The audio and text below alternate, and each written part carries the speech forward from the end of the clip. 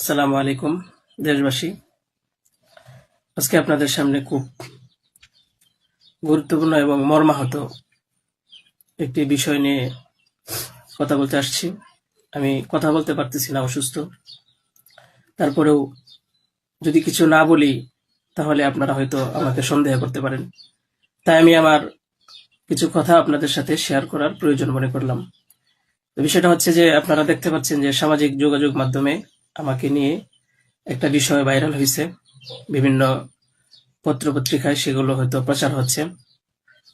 তো আমি আপনাদের বলবো যে এই বিষয়টার সাথে, যে বিষয়টা মেঘলা নামক একটা মেয়ে এবং আমার ছবি দিয়ে যে একটা অপপ্রচার করা হচ্ছে, অপবাদ রটানো হচ্ছে, এটার সাথে আমি কোনোভাবেই সম্পৃক্ত না। আমি এটার বিষয়ে কিছুই জানি না। আমি যদি বলি তাহলে বলবো যে এই মেয়েটা আমাদের এখানে পড়াশোনা করেছে, গত বছর পড়েছে এবং এর আগের বছরও পড়েছে। তো এর আগের বছর পূর্ণ বছর পড়াশোনা করার পরে সে আমাদের মাদ্রাসা থেকে চলে যায়। তো পরবর্তী বছর যখন মাদ্রাসা শুরু হলো তখন আমরা খোঁজ নিয়ে জানতে পারলাম যে কে কে আসে নাই। তো যারা যারা আসছে না তাদের মধ্যে সেও একজন ছিল, যে সে এখান থেকে চলে গেছে অন্য কোথাও। তো খবর নিয়ে জানতে পারলাম সে ঢাকা চলে গেছে, তারা বাবা মার সাথে থাকে। বাবা মা সৎ বাবা, এবং মা অন্য কোথাও আগে বিয়ে বসছিল। তো বর্তমান যে বাবা আছে মেঘলা, তার মেয়ে না, বরং আগের বাবার মেয়ে সে। তো সে যখন ঢাকায় চলে গেল আমরা শুনলাম, তখন আমরা কিছু বলি নাই, ঠিক আছে, ঢাকায় তো পড়াশোনা বেশি হয়, তাহলে পড়ুক। আমরা আমাদের ক্লাস শুরু করে দিলাম। কিছুদিন যাওয়ার পরে দেখলাম আবার এই মেয়েটা আমাদের মাদ্রাসায় আসছে।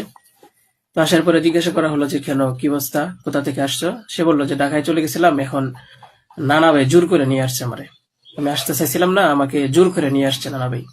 দেশবাসী, আমি আপনাদের সাথে শুধু এই কথাটাই বলতে চাই যে যে মেয়েটা এখানে আসতে চাইছিল না, চাচ্ছিল না, তাকে কেন জোর করে আনা হলো? তাকে জোর করে আনার পিছনে কি কারণ ছিল বা তার কি স্বার্থ ছিল? পরবর্তীতে আমরা এটাও জানতে পারি যে এই মেয়েটা তার এই নানার সাথে রাতের বেলা ঘুমায়।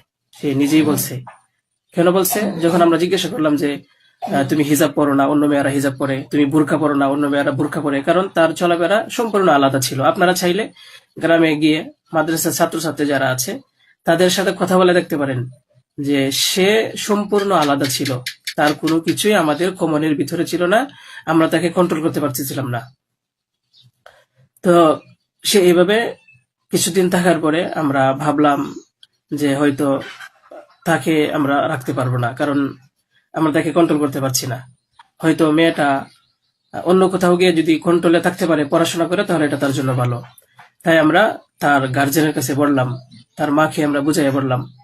আমাদের উদ্দেশ্য এটাই ছিল যে তার মা যেন তাকে বুঝিয়ে বলে যায় যে হুজুরের কথা মেনে চলবা, মাদ্রাসার নিয়ম কানুন মেনে চলবা, এই কথাগুলো উনি বুঝিয়ে যাবেন। কিন্তু উনি কি করছেন যে ওনার মেয়েকে উনি বলছে যে না, আমি এখানে রাখবো না, নিয়ে চলে যাব।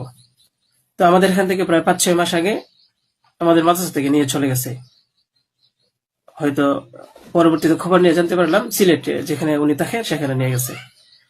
তো নিয়ে যাওয়ার পরে আহ এখন কিছুদিন আগে আবার আসছে, এসে বলতেছে যে এই দুর্ঘটনা, যে খুব বড় সমস্যা। যে কথাটা শোনার পরে আমার মতো একজন সাধারণ মানুষ, আমি আর সহ্য করতে পারছি না, আমি আর নিজেকে ঠিক রাখতে পারি নাই। আমি একেবারে অসুস্থ হয়ে পড়ছি। কারণ আপনারা হয়তো জানেন যে অনেকেই, আমার ফ্যামিলি আছে, আমার বাচ্চা আছে, আমার বিবি সাহেব আছে, আমার আত্মীয় স্বজন আছে। আপনারা বলুন তো, আমার নামে যে বিষয়টা প্রচার হচ্ছে, এটা আমার ফ্যামিলির লোকেরা দেখে আমাকে কি বলছে, কি ভাবছে? আপনারা সঠিক তদন্ত করুন। আমি কখনোই দেশের আইনের প্রতি অবাধ্য না, আমি শ্রদ্ধাশীল।